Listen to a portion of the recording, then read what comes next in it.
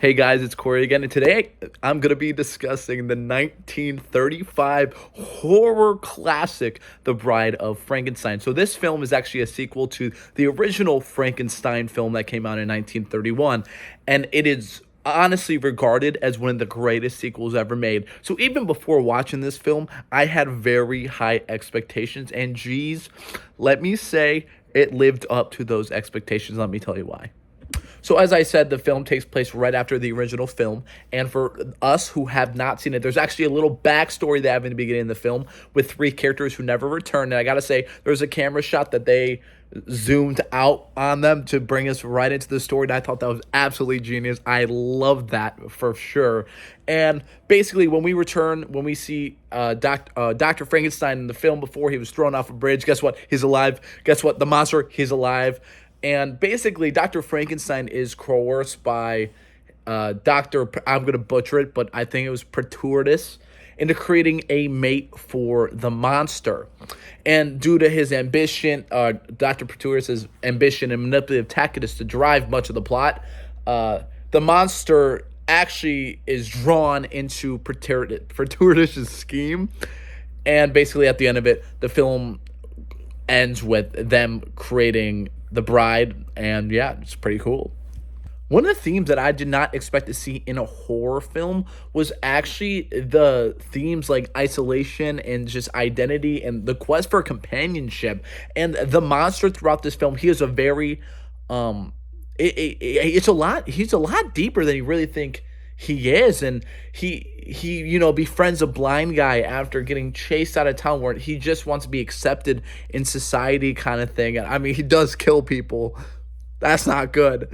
But he just wants to be understood and find someone who understands him. Therefore, like, that's why he goes with Dr. Pretorius, can't say his name, to solve that problem for him. And also the film kind of subtly goes into playing God and like the moral ethics of digging someone up, or basically killing somebody to make something new. So that was pretty cool as well.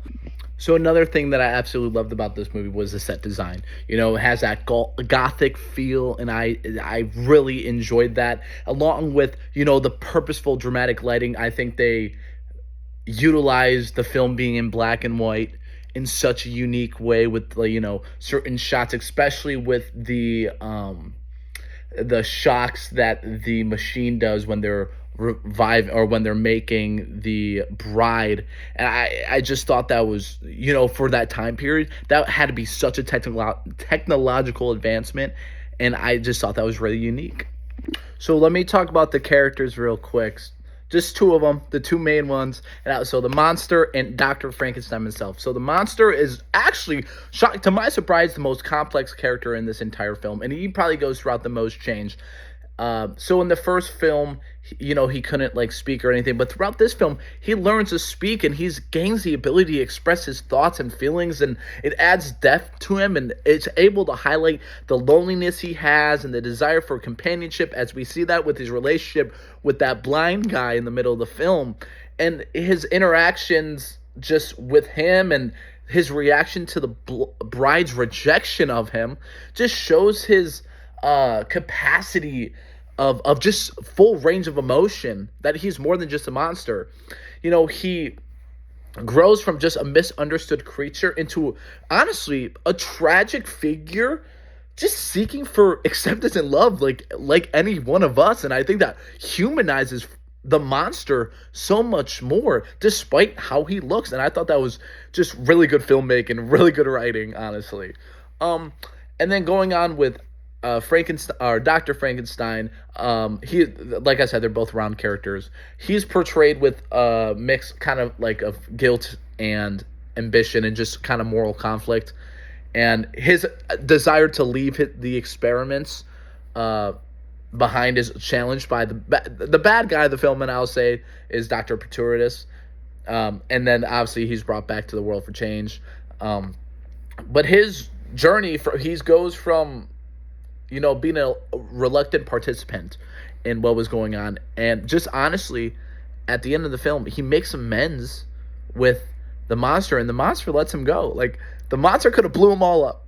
And that's also, for the monster, The guy he was trying to kill in the first movie, he comes back. He's like, nah, bro, you live your life. You go be with your wife, man. And it's kind of sad that Frankenstein kills himself over a girl. But it happens to the best of us. Also, completely forgot to add, Frankenstein is the perfect anti-hero. He is literally the villain. He's supposed to be the villain, but you love the guy. He's awesome. In terms of the narration of the film, it was very third-person omniscient. You know, we kind of knew what was happening when it was happening. There was no things being kept from the audience. It was just very straightforward. It was right in front of us. And, you know, I feel like if stuff was being held back from us as a viewer, I think that honestly would have been taken away from the movie. So I really enjoyed that. All in all, I completely understand why people consider this one of the best horror movies ever. You know, Universal Monsters is a huge name. And having The Monster and The Bride of Frankenstein, those are two huge Universal monsters.